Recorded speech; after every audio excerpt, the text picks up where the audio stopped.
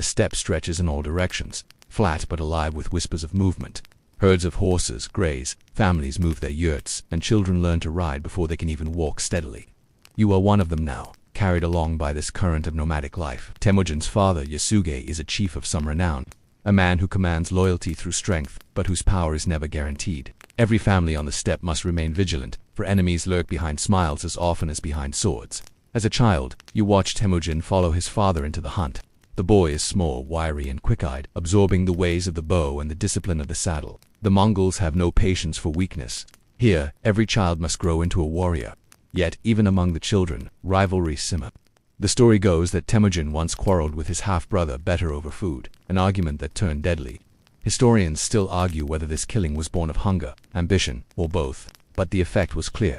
The boy learned that power demanded sacrifice, even at the cost of blood. When Temujin is only 9 years old, his life fractures. His father arranges a marriage alliance, leaving him with the family of his future bride Bert, while he rides back to his own people. But fate intervenes. On the way home, Yasuge is poisoned by enemies. You can almost feel the tension of the moment in news spreading through camp, the sudden vacuum of leadership. Without their chief, Temujin's family is abandoned by allies who no longer see advantage in protecting them. His mother Holan gathers her children and drives them to survive on whatever the land can give. Wild onions, fish from frozen rivers, scraps from scavenging. These become the diet of a family once bound to prestige. You sit with them now, crouched by the fire, feeling the sharp sting of hunger in your own belly. Holan speaks firmly, teaching her children resilience. In her eyes burns a will stronger than many men's. The children learn to set traps for rodents, to strip bark from trees when no other food remains. This is no golden childhood. It is a trial by frost, by scarcity, by the cruelty of neighbors who once smiled across shared fires. And yet, in this crucible, something unbreakable is forged. Temujin does not crumble. He grows with the steppe's rhythm, absorbing its lessons. You imagine him sitting quietly, sharpening bone into arrowheads, whispering to himself of one day reclaiming what was lost. It is not a loud promise, it is the quiet determination of someone who has already seen too much betrayal. One quirky detail often overlooked: Temujin carried a small iron cauldron, a practical tool but also a symbol of mobility and survival. To a settled people, it might seem insignificant.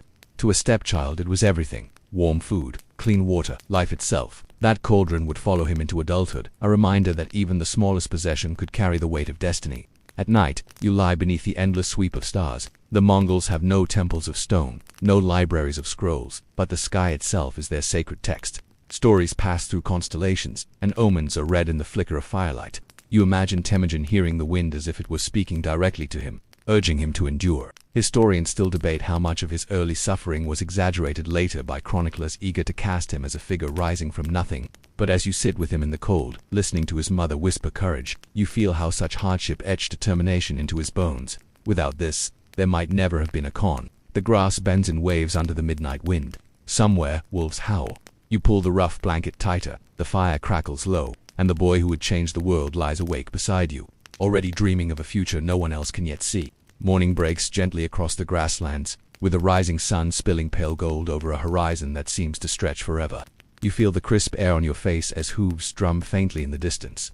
The world of Temujin is shifting, because childhood loneliness slowly gives way to the first bonds of friendship, and with them, the complicated web of loyalty and rivalry. You ride alongside him now, still a teenager, following trails across rivers and ridges. His family remains poor, scraping survival from the steppe, but his spirit hungers for more than food. He seeks allies, brothers not by blood, but by choice.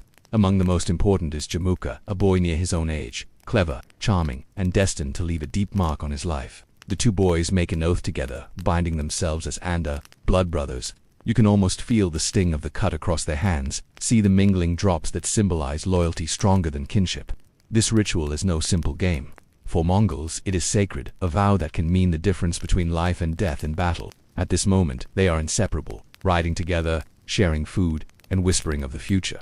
Jamuka, with his easy charisma, dreams of leading men. Temujin, quieter but more intense, holds his own visions close.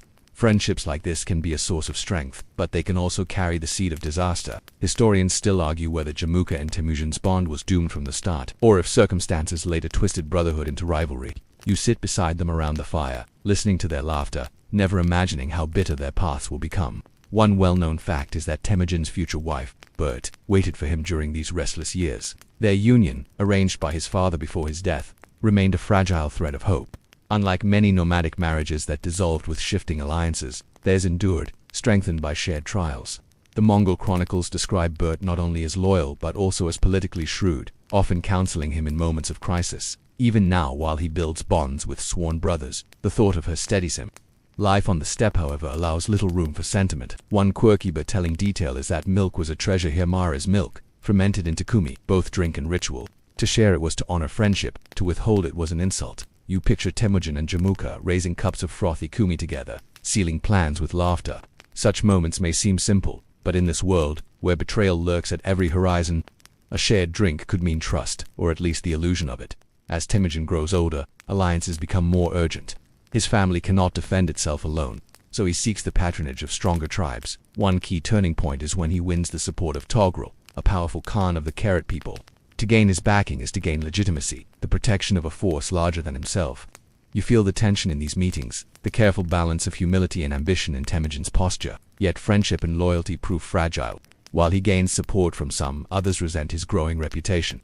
The fractured steppe is a world where a smile can hide a dagger. Jamuka himself, once his closest ally, becomes uneasy as Temujin's star rises. Whispers stir that Temujin is not just ambitious but relentless, unwilling to share power. Imagine yourself at a gathering of tribes, the night alive with music, the air heavy with the smell of roasting meat. Horses stand tethered nearby. Shadows flicker against the felt walls of the great tent. Temujin and Jamuka sit together, but there is a stiffness in their laughter now. You notice glances exchanged, pauses too long, the small cracks that will one day split into open conflict. Historians still debate the exact cause of their break. Some say it was jealousy, others claim it was political necessity. But what remains clear is this: the steppe allowed no equals for long. Two young men with visions of unity could not ride side by side forever. Their blood oath, once sacred, would unravel into one of the most dramatic rivalries of the age. For now, though, you ride with them into the hills, feeling the thrill of young warriors testing their strength.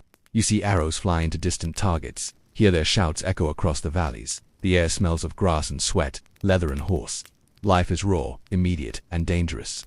Yet beneath it all lies the soft hum of inevitability. The boy who once scavenged for roots and fish is becoming something larger, and the friendships he forges will shape not only his destiny but the fate of empires.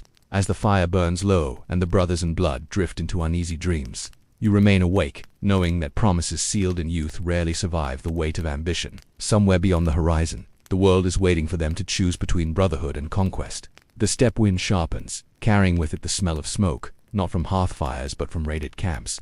You ride at Temujin's side as his world begins to shift once more. The time of boyhood oaths is slipping away, and now the question is not simply how to survive, but how to rule. Temujin, no longer the abandoned child you first met, is gathering men to his banner. It is not an easy banner to follow. He has no inherited power to lean on, only his will, his vision, and his ability to reward loyalty. In the fractured world of Mongol tribes, leadership is never secure. One season a man can be Khan, the next he can be betrayed, captured, or killed. To rise in such a world requires more than courage. It requires both cunning and a ruthless clarity. You feel the tension in this camp as followers debate whether to risk everything by standing with him. What sets him apart is his way of rewarding merit over birth. On the steppe, bloodlines have long dictated authority. Temujin breaks this tradition, promoting men not because of who their fathers are but because of what they can do. This small change begins to attract warriors tired of old feuds and fragile alliances. Historians still argue whether this policy was driven by ideology or simply practicality, but its effect is undeniable. Men who would otherwise drift between rival leaders begin to see Temujin as a new kind of Khan. Of course, not everyone is willing to accept this. Jamuka, once sworn as his brother, now emerges as his fiercest rival. Their break is more than personal, it is political, a contest between two visions of power. Jamuka clings to tradition, elevating nobility, while Temujin insists on loyalty forged through personal bonds. The steppe is too small for both, and soon their friendship collapses into open war. The clash comes suddenly, as though the grass itself had been waiting to be set alight. Jamuka gathers a mighty force, perhaps 30,000 strong, while Temujin commands fewer than half. You can almost hear the thunder of hooves, the cries of warriors, the cries of warriors. In the chaos, Temujin's outnumbered men are driven back. The defeat is bitter, and Jamuka's vengeance is cruel. One well-known fact, preserved in the chronicles, is that Jamuka executed 70 young men by boiling them alive. A horror meant to crush Temujin's spirit. You sit in the quiet after the slaughter, the air heavy with smoke and silence. Temujin has lost the battle, but he has not lost the war. He retreats, gathers his loyal corps, and waits. The steppe teaches patience as well as ferocity. There is a curious detail worth noticing here. Despite the brutality, Temujin does not mirror Jamukha's cruelty. Later in life he will certainly command ruthless campaigns, but in these formative moments he shows restraint toward those who betray him. Scholars still debate whether this was strategy, mercy to win hearts, or genuine principle.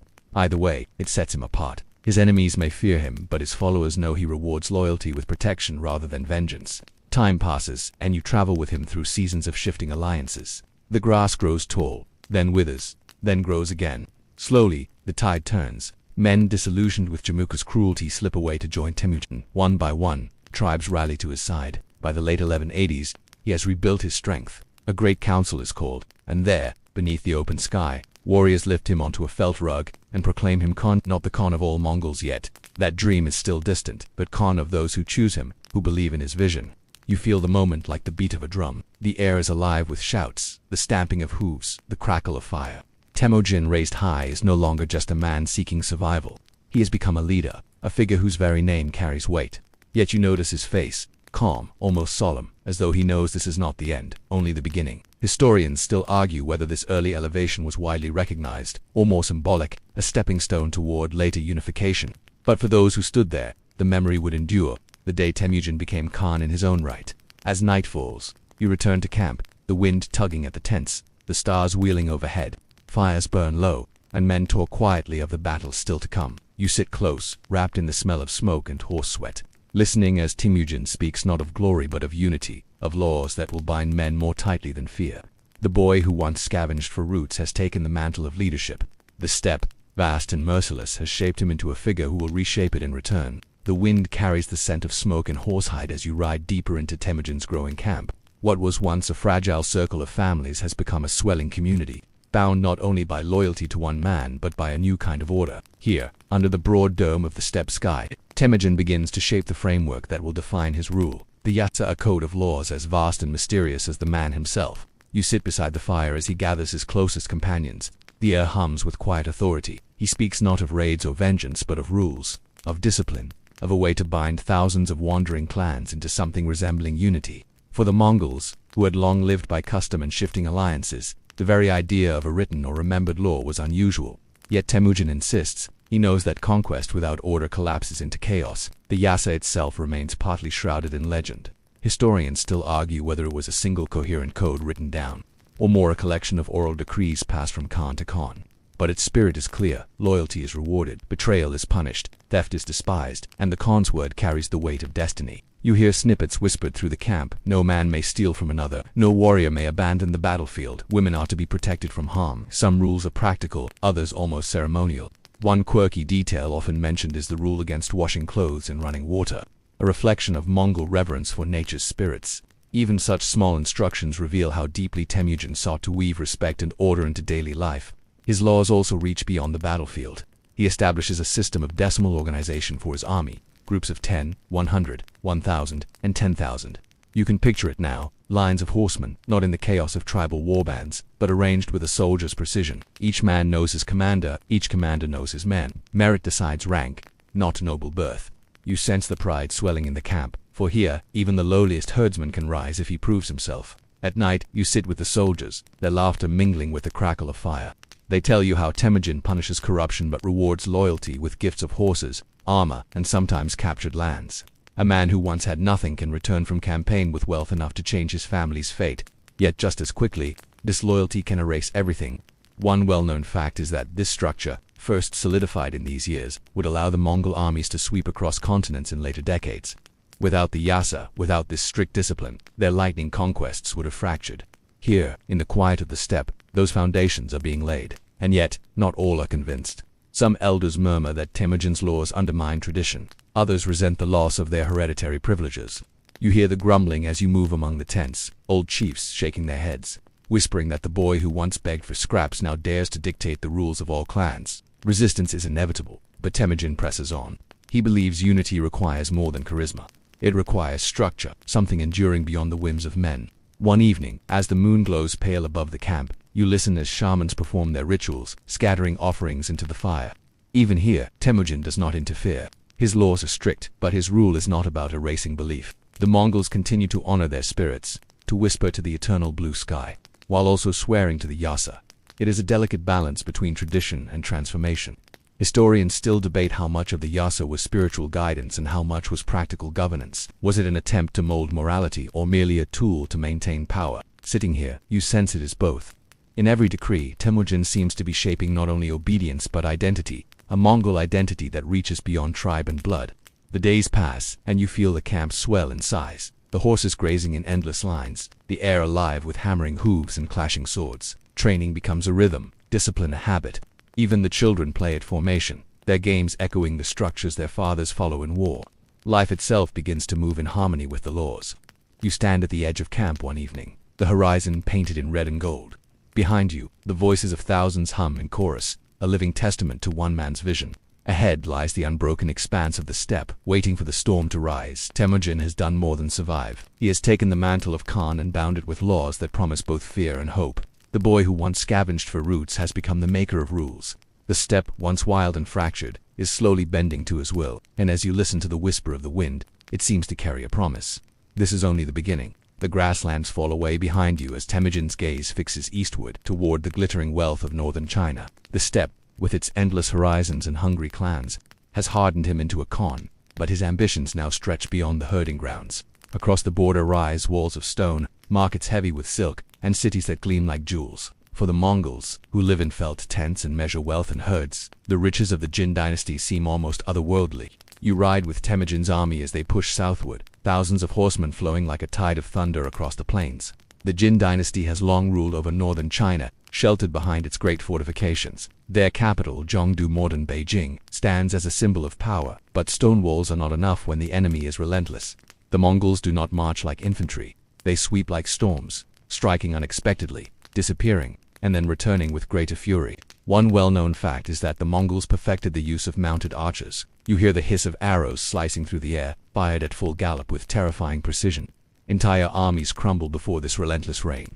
To the Jin, who are accustomed to slower-moving forces, the speed of Mongol warfare is bewildering. Cities that once felt secure now tremble at the distant sound of hooves. The campaigns are brutal, but they are also strangely methodical. Temujin knows he cannot simply destroy, he must incorporate. Each conquered town provides craftsmen, administrators, and supplies. One quirky detail often mentioned is that Temujin valued scribes as much as warriors. Chinese scribes, captured in campaigns, became vital to his administration, teaching his people the use of writing and record-keeping. The horse-born Khan, who once ruled by spoken word and memory, now harnesses the tools of bureaucracy. As you move through the conquered lands, you see another side of conquest, the fear etched into the faces of villagers, the smoke curling from ruined gates, the silent surrender of survivors. For those who resist, the punishment is swift, yet for those who yield, the Khan often offers mercy and incorporation. Historians still argue whether his policy was driven by genuine pragmatism or cold calculation. But the message is clear: resist and perish, submit and prosper. The siege of Zhongdu itself is a long and grueling affair. Imagine the clash of cultures here. The steppe nomads, with their portable yurts and lightning raids, camped outside towering walls of stone and brick. You walk the siege lines at night, hearing the crackle of fires, the whinnying of horses, the whispered prayers of soldiers.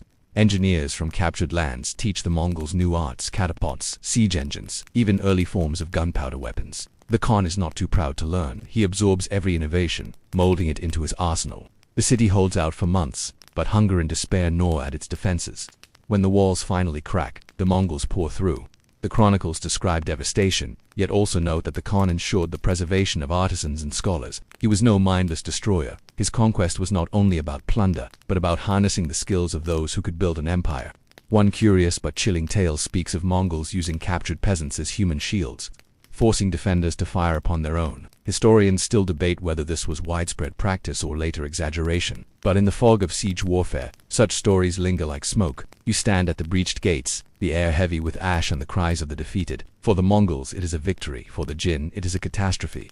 And yet, amidst the ruin, something remarkable begins. The Khan orders that trade routes be secured, that merchants move safely under Mongol protection. He understands that conquest without commerce is empty. Silk, grain, spices, all begin to flow under the watch of his horsemen. The steppe and the city are no longer worlds apart. As you ride out of the smoldering capital, the sun sets in a haze of red and gold. Behind you lies a conquered land, before you stretches the unbroken plain.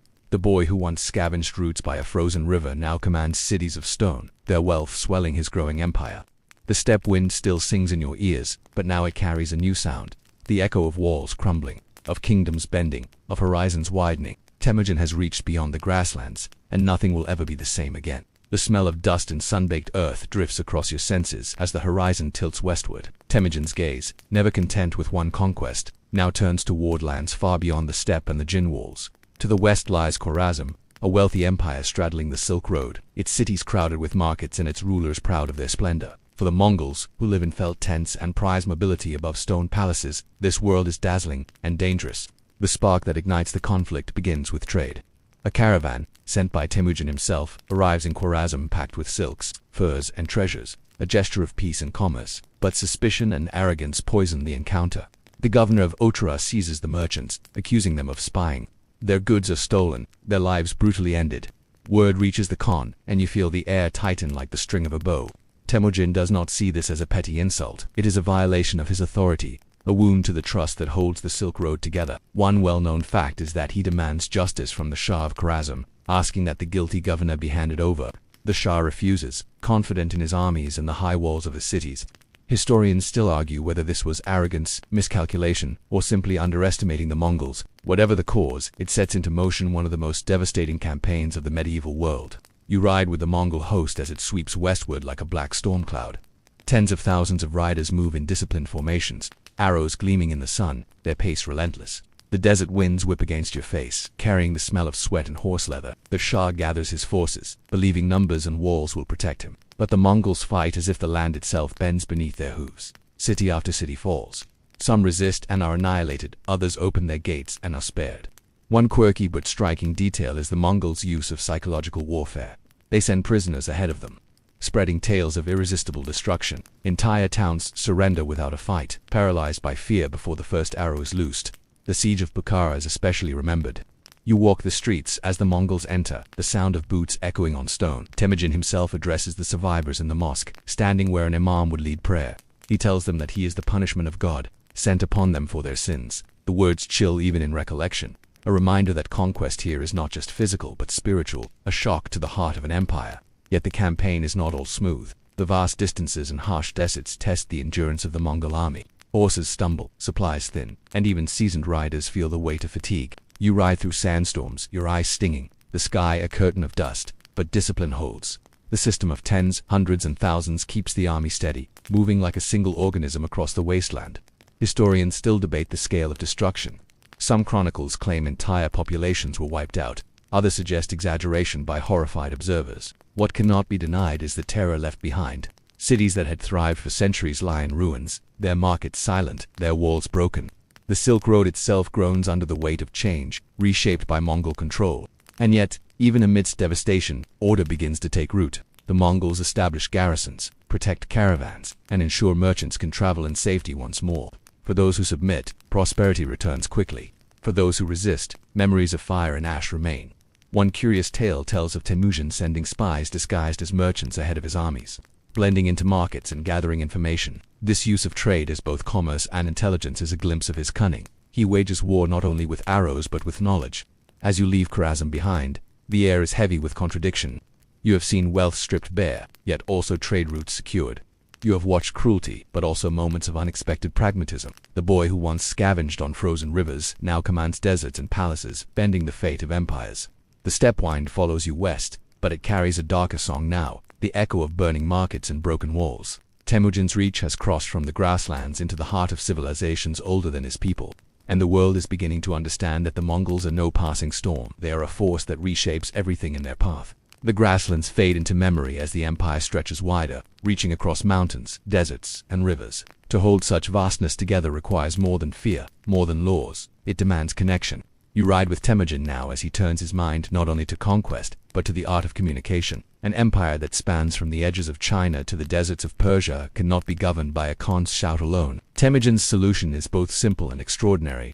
The Yam, a system of mounted couriers and relay stations, you watch as it begins to take shape. Along the roads, posts are built every 20 or 30 miles, each stocked with fresh horses and supplies. Riders carry messages at astonishing speed, handing them off at each station so that the message never rests, even when men must sleep.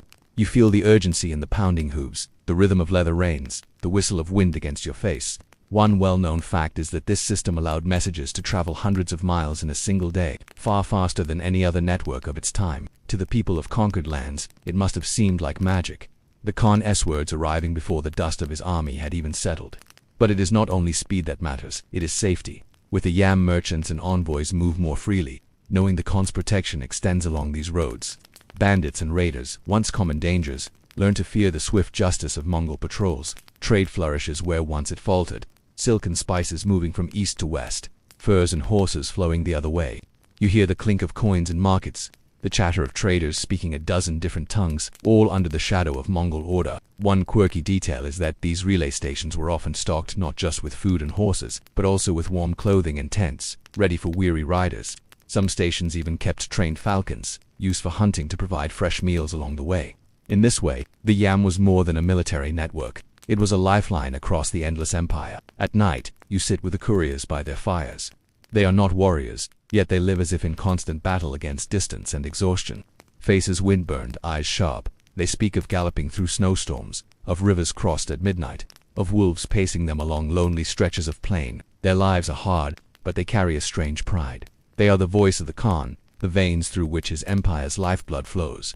Historians still argue how much of this system was Temujin's direct creation, and how much was adapted from earlier steppe practices or Chinese models. But there is little doubt that under his rule, the Yam became something larger than any predecessor. It transformed the way power could stretch across space, making distant lands feel almost near. You sense how this network changes even the way people think. A merchant in Samarkand can send a message to a partner in Karakoram and receive an answer within weeks instead of months. A commander at the edge of the empire can report to the Khan and receive instructions before rivals even guess his intentions. Information itself becomes a weapon sharper than steel. The roads themselves hum with activity. You picture lines of horses, dust clouds rising behind galloping riders, banners fluttering in the wind. Along the routes, villages grow into towns, markets flourish near the stations, and the empire's pulse beats stronger with every hoofbeat. And through it all, Temujin watches with satisfaction. He knows that an empire is not truly held by conquest alone. The sword may open doors, but it is the messenger who keeps them from closing again. The fire crackles low as you rest beneath the vast sky. You think back to the boy who scavenged roots and carried a simple iron cauldron, and now you see the man who commands voices that cross continents. The Yam is not merely a tool, it is a symbol, a promise that the Khan's reach is as endless as the horizon itself. The steppe wind still blows, but now it carries news as swiftly as it carries dust. The empire breathes through the riders, each hoofbeat a reminder that the world is shrinking, drawn together under the hand of a single man. The air smells of incense, dried grass, and distant rivers as you ride through the vast territories Temujin now governs. The empire is not only a place of armies and roads, it is a world of people, belief, and culture. You notice the tents of shamans beside the mosques of merchants, and the distant spires of Buddhist monasteries catching the sun. Temujin understands that to hold his empire, he must balance power with tolerance. You walk through a marketplace where traders speak dozens of languages. You hear the low hum of prayers from different faiths. Muslims recite quietly, Christians cross themselves, shamans chant in the open steppe. Here Temujin makes a deliberate choice. Faith will not divide his empire. One well-known fact is that he personally encouraged religious freedom, allowing communities to govern their own practices while swearing allegiance to him. He does not impose a single faith. Instead, he offers protection, knowing that stability is strengthened by diversity. Yet the choice is more than practical. It is political. You notice the subtle negotiations, the delicate arrangements where local leaders maintain their positions in exchange for loyalty. Historians still debate whether Temujin's religious tolerance was driven by pragmatism, genuine curiosity, or both. What is clear is that faith becomes a tool for cohesion rather than conflict. One quirky detail: Temujin had a fascination with Christian relics and Buddhist scrolls, sometimes studying them personally, more out of wonder than devotion. You can almost picture him seated cross-legged in a monastery, listening to monks explain their texts while scribes record his observations. These interactions are brief but meaningful, giving the Khan insight into worlds far beyond the steppe. You ride further and see scholars, artisans and merchants traveling freely along the Yam. The Mongols ensure that letters, messages, and knowledge flow as swiftly as armies do. Temujin understands that culture, ideas, and religion are as powerful as the sword. He selectively patronizes communities that strengthen his administration, protect commerce, and maintain peace. At night, you sit beside a campfire where leaders of different faiths converse cautiously. You notice how Temujin mediates, listening more than speaking, a quiet authority that encourages dialogue over dissent. Even the most skeptical clerics recognize that obedience does not require uniformity. The steppe has become a bridge, connecting faiths and peoples who might never otherwise meet. yet tensions simmer. Some warriors grumble that the Khan favors foreign priests and merchants over traditional shamans. Others question whether tolerance weakens authority. But Temujin holds firm. He knows that fear alone cannot bind an empire stretching thousands of miles. Respect, practicality, and shared prosperity are stronger threads. Historians still argue about the limits of this tolerance. Was it consistent across every conquered land, or did local rulers bend the rules? Perhaps both. You feel the complexity in every settlement you pass. Smoke curling from ritual fires, the chatter of markets, the watchful eyes of Mongol patrols. As dawn stretches across the horizon, you ride past a caravan of traders, their camels laden with silk, spices, and texts. Temujin's empire, built through blood and fire, is now held together by trust, communication, and a delicate balance of belief. The boy who once scavenged roots now shepherds a world of faiths, cultures, and ideas, shaping a mosaic that spans continents. The wind whispers through the camp, carrying both dust and incense. You realize that the Khan's power is no longer just in conquest. It is in connection, in allowing worlds that seem impossible to coexist. And in that, his empire becomes more than an army. It becomes a living network of human experience, bound under the vast sky of the steppe. The sun rises pale and steady over distant hills as you ride alongside Temujin on what feels like the final stretch of his campaigns.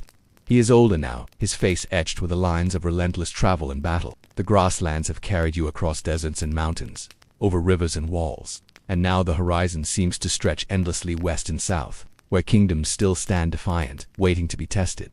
The Mongol army, vast and disciplined, moves with precision. You notice how each unit, from tens to thousands, functions almost like a single living organism. The lessons of the Yam, the codes of the Yassa, the careful cultivation of loyalty, all converge here. You can feel the pulse of the empire, as though every hoofbeat carries the rhythm of a heart beating across continents. One well-known fact is that by the time of his final campaigns, Temujin's forces were unmatched in speed, coordination, and psychological warfare, making him a figure feared from the Volga to the Yellow Sea. Yet even the greatest victories bring fatigue. You sense it in the weary riders, the worn horses, the soldiers' eyes reflecting both determination and exhaustion. The Mongols press into lands that seem endless, and the Khan himself rarely sleeps, riding beside his generals, listening to reports, planning the next strike. His energy is a force unto itself, inspiring those who follow him and unnerving those who do not.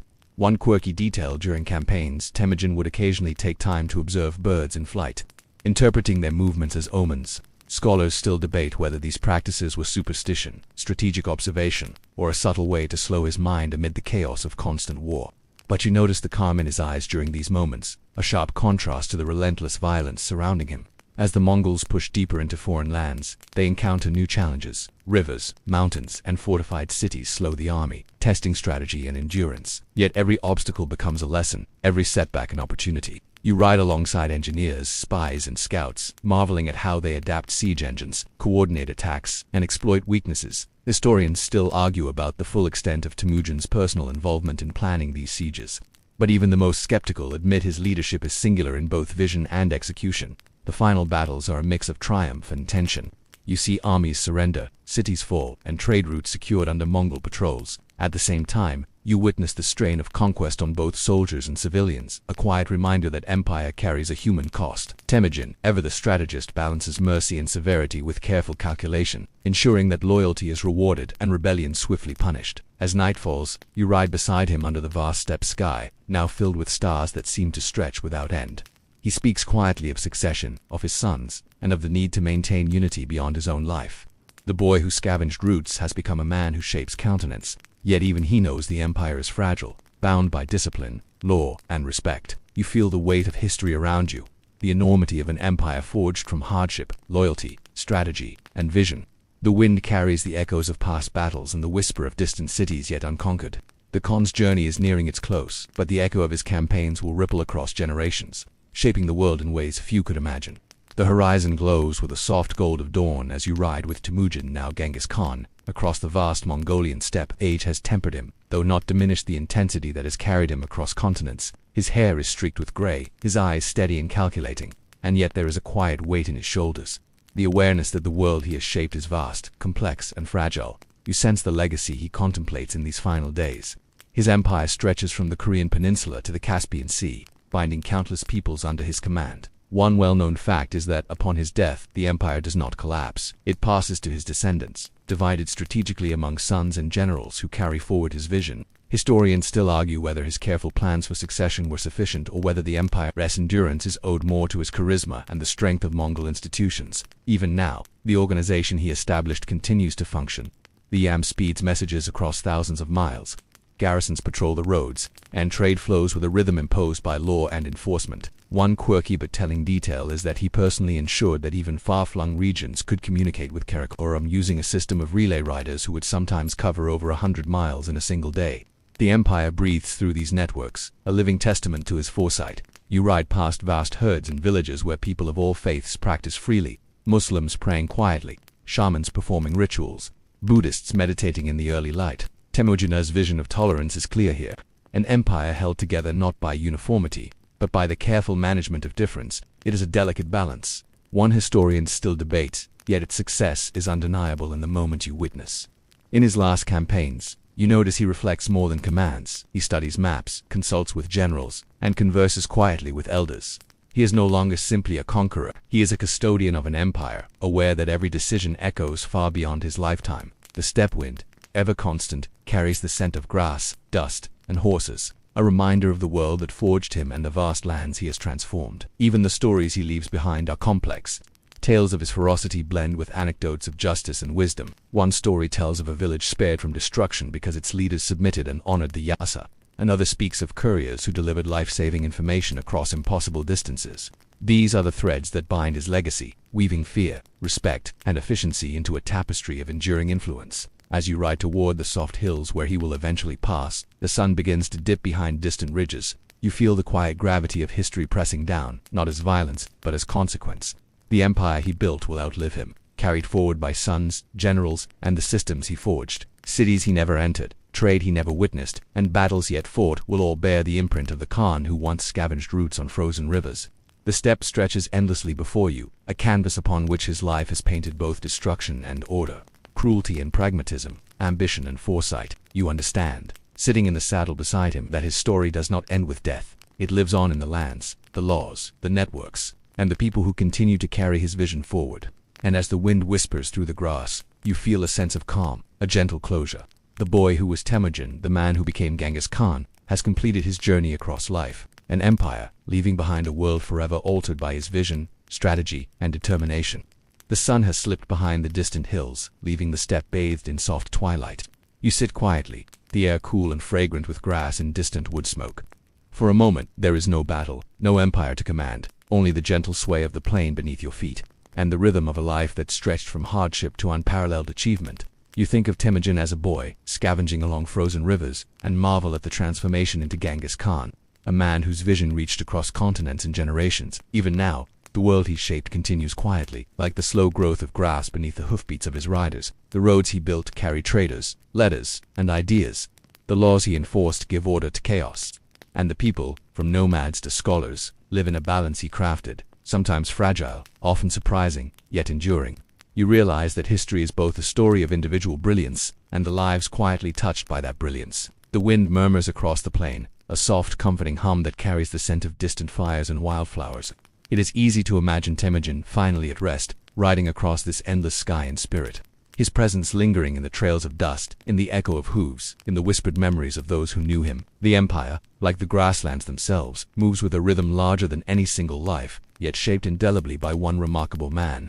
You breathe deeply, feeling the steppe around you and the weight of centuries behind you. Genghis Khan's story is one of extremes, of loss and loyalty, of cruelty and vision, of the smallest acts that ripple into world-altering consequences. And yet, in this quiet moment, all the noise and turmoil fade, leaving only the sense of life fully lived, of ambition tempered by insight, of an enduring mark on the world. So, as your eyelids grow heavy and the air cools with approaching night, allow the vastness of the steppe, the echo of distant hooves, and the calm of history's sweep to carry you toward rest. The boy, the man, the Khan, they all fade gently into memory, leaving only the soft hum of a story told, a life remembered, and a world quietly shaped.